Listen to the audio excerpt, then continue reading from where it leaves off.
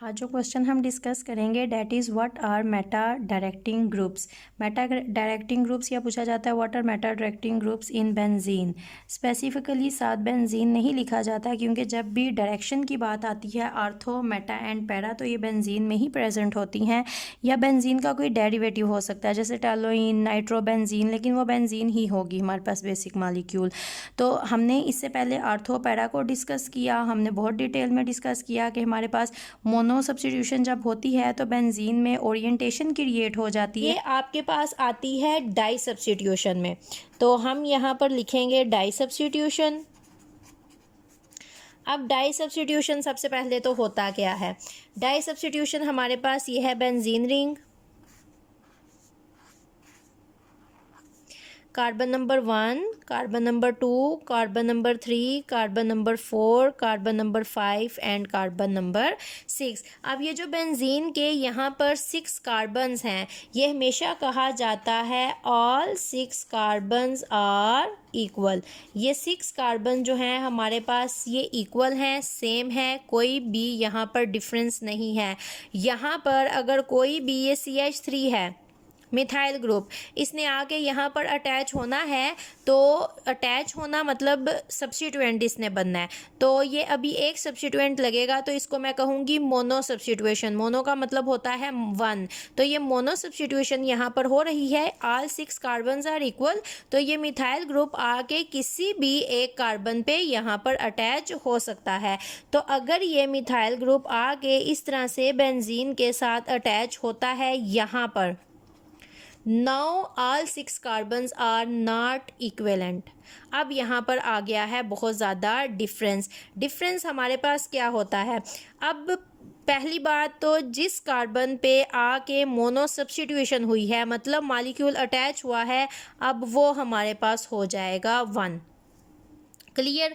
अब बाकी हमारे पास क्या होता है, अब इसके साथ वाली कार्बन हमारे पास होगी 2, लेकिन इसके साथ ये कार्बन भी आती है और इसके साथ ये वाली कार्बन भी आती है, तो आप इसको B2 और 3, 4, 5, 6 कह सकते हो, या फिर आप इसको 2, 3, 4, 5 एंड 6 कह सकते हो। लेकिन आपके पास होता क्या है, जब आपके पास कोई भी ग्रुप आके अटैच हो सकता है। अब आप ये देखो, ये आपके पास 2 या 6 तो दोनों सेम, 3 या 5 और ये आपके पास 4 एंड 4।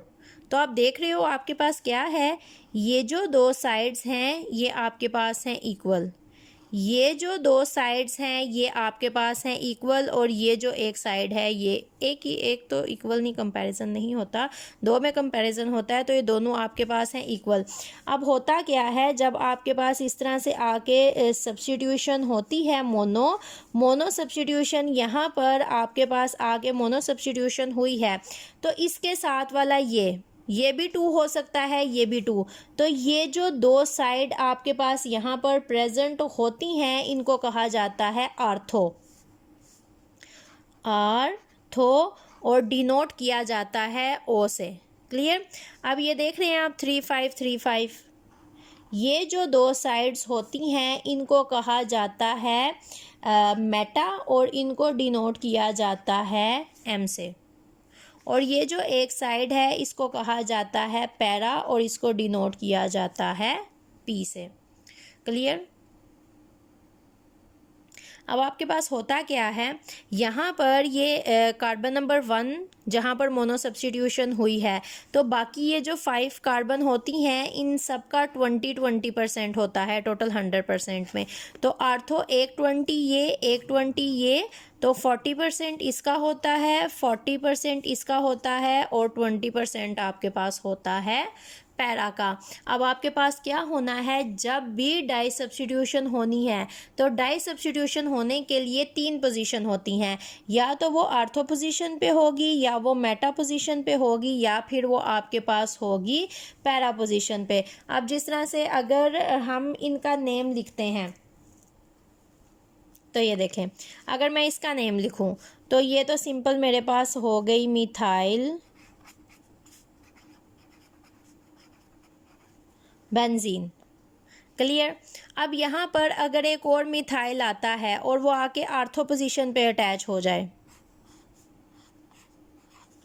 तो पहला तो CH3 यहाँ पर लगा हुआ है, अगर डाई सब्स्टिट्यूशन होती है एक और CH3 आके यहाँ पर अटैच हो जाता है, तो इसको तो मिथाइल नहीं मैंने लिखा, क्योंकि हमें पता है मिथाइल जिस भी कार्बन के साथ लगा है मैंने उसी को 1 कहना है, तो यहाँ पर हम नंबर नहीं देंगे।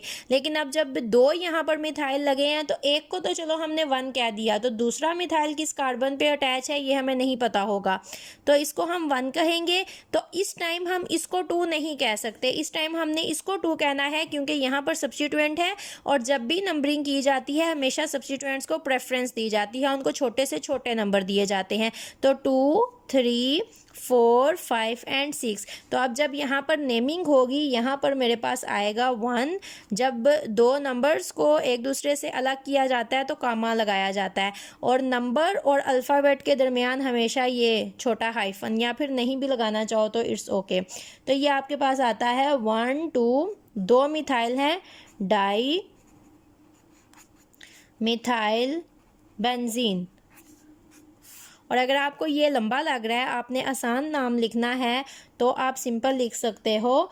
जब आपके पास ये स्पेसिफिक नेम है, जब आपके पास एक CH3 होता है तो हमने उसका एक स्पेशल नेम रखा हुआ है टालोइन, हम उसको टालोइन कहते हैं। लेकिन जब आपके पास इस तरह से 2 मिथाइल ग्रुप आते हैं तो उसका भी हमने एक स्पेशल नेम रखा है, उसको हम कहते हैं ज़ाइलीन।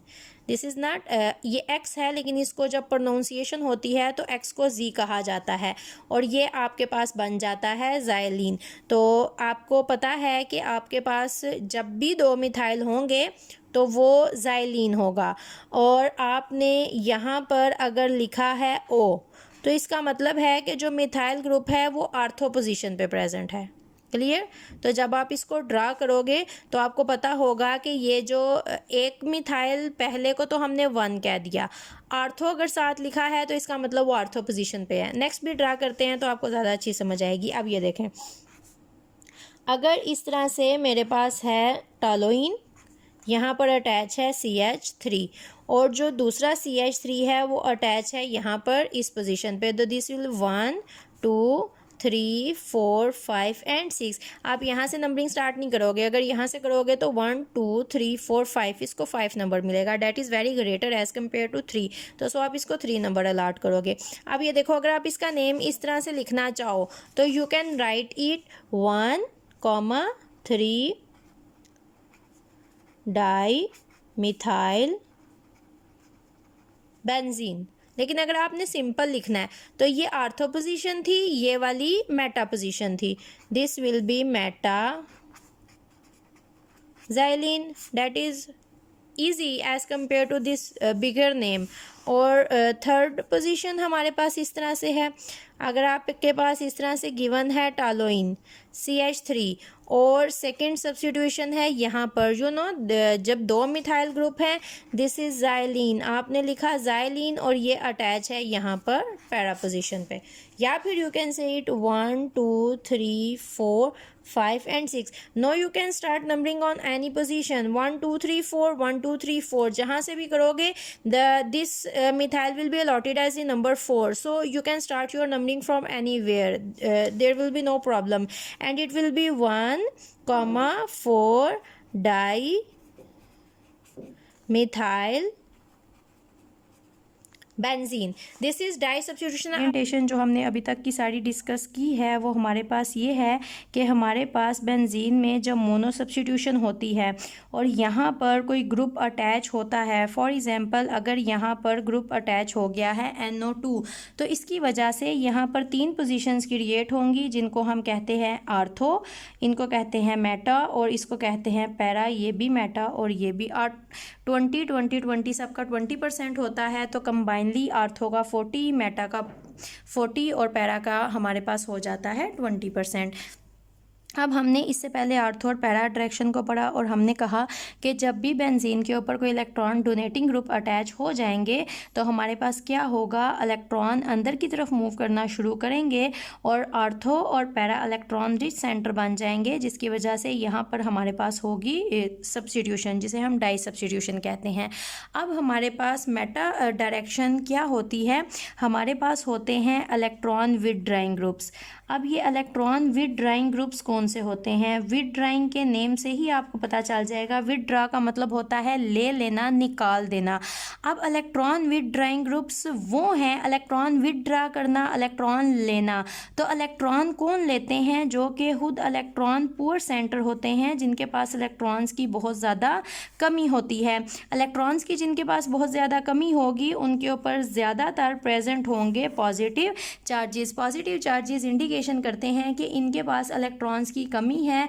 जैसे कि हमारे पास हो सकते हैं, अगर हम यहाँ पर NH3 को ड्रा करते हैं जो कि भी एक बॉन्ड बना लेगी, तो ये मेरे पास इलेक्ट्रॉन पुअर सेंटर हो जाता है। NH3 अगर बॉन्ड बना ले, वो किस तरह से पुअर सेंटर होता है आपको पता है। ये है आपके पास नाइट्रोजन, 3 हाइड्रोजन यहाँ पर अटैच होते हैं और एक यहाँ पर होता है इसके पास लोन पेयर। अब अगर 3 हाइड्रोजन ऑलरेडी अटैच हैं और नाइट्रोजन ने एक और, मतलब के टोटल 4 बॉन्ड बना लिए हैं, तो इसका मतलब है कि नाइट्रोजन के पास जो उसका लोन पेयर था वो उसने अपना लोन पेयर यूज़ कर लिया है, उसने शेयर कर लिया है। जो लोन पेयर पूरे का पूरा उसका था अब वो किसी के साथ शेयरिंग में है। तो खुद नाइट्रोजन के पास इलेक्ट्रॉन्स की कमी हो जाती है, ये इलेक्ट्रॉन पुअर सेंटर बन जाता है। तो अब ये किसी के साथ भी बॉन्ड बनाएगा तो ये उससे इलेक्ट्रॉन खींचना शुरू कर देगा। इसी तरह हमारे पास NO2 जो ग्रुप यहाँ पर मैंने अटैच किया है, ये भी एक इलेक्ट्रॉन विथड्राइंग ग्रुप होता है, क्योंकि ये इलेक्ट्रॉन पुअर सेंटर होता है। तो ये क्या करता है, जब ये बेंजीन रिंग के ऊपर अटैच होता है तो ये क्या करता है, ये बेंजीन रिंग से इलेक्ट्रॉन डेंसिटी को खींचना शुरू कर देता है। इसके पास इलेक्ट्रॉन्स की कमी है तो इलेक्ट्रॉन लेना शुरू कर देता है। तो ये हमारे पास आती हैं पोजीशंस, ये हमारे पास हैं बेंजीन की टोटल पोजीशंस। तो क्या होता है, ये जब इलेक्ट्रॉन डेंसिटी अंदर की तरफ अपनी तरफ खींचना शुरू करता है तो आर्थो की इलेक्ट्रॉन डेंसिटी मूव करके नाइट्रो ग्रुप के पास चली जाती है और यहाँ पर ये जो पैरा पोजीशन है इसकी इलेक्ट्रॉन डेंसिटी मूव करके यहाँ पर आ जाती है मेटा पोजीशन पे। तो आर्थो की डेंसिटी हो गई ख़त्म, तो ये तो इलेक्ट्रॉन पुअर सेंटर बन गया, और पैरा की डेंसिटी भी ख़त्म हो गई, वो शिफ्ट हो गई मेटा की तरफ। तो इस टाइम यहाँ पर सिर्फ और सिर्फ ये मेटा पोजीशंस ही हैं जो कि इलेक्ट्रॉन रिच सेंटर हैं, और जब भी डाई सब्स्टिट्यूशन होनी होती है उन पोजीशंस पे आके बेंजीन की वो पोजीशंस डाई सब्स्टिट्यूशन करवाती हैं जो कि इलेक्ट्रॉन रिच सेंटर होती हैं। और जब भी कोई इलेक्ट्रॉन ड्राइंग ग्रुप आके यहाँ पर बेंजीन के साथ अटैच होता है तो वो इलेक्ट्रॉन डेंसिटी बाहर की तरफ निकालना शुरू कर देता है, इलेक्ट्रॉन डेंसिटी लेने लग जाता है। तो जो सबसे पहली आर्थो पोजीशंस आती हैं उनकी डेंसिटी मूव करके इलेक्ट्रॉन विथड्राइंग ग्रुप की तरफ आ जाती है, और जो पैरा पोजीशंस होती हैं उनकी डेंसिटी मूव करके मेटा पोजीशन पे आ जाती है। तो टोटल बेंजीन रिंग को अगर देखा जाए तो सिर्फ और सिर्फ मेटा पोजीशन ही वो पोजीशंस होती हैं जहाँ पर इलेक्ट्रॉन डेंसिटी प्रेजेंट होती है। तो अब अगर डाई सब्स्टिट्यूशन होगी, कोई भी ग्रुप आके यहाँ पर अटैच होगा तो वो मेटा पोजीशन पर ही अटैच होगा। फॉर एग्जांपल ये मेरे पास बेंजीन है, अगर बेंजीन के ऊपर अटैच होता है यहाँ पर NO2 तो इसको हम कहते हैं नाइट्रोबेंजीन।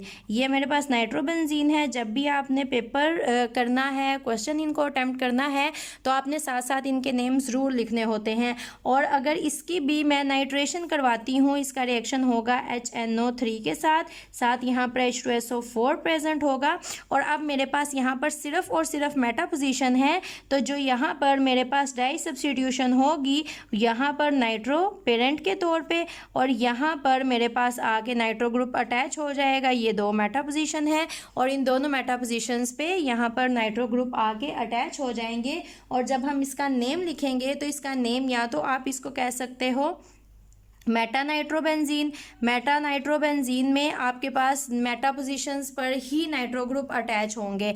या फिर अगर आप इसको नंबरिंग दोगे, अब आप किसी को भी यहाँ पर पेरेंट ले सकते हो क्योंकि तीनों ग्रुप आपके पास सेम है।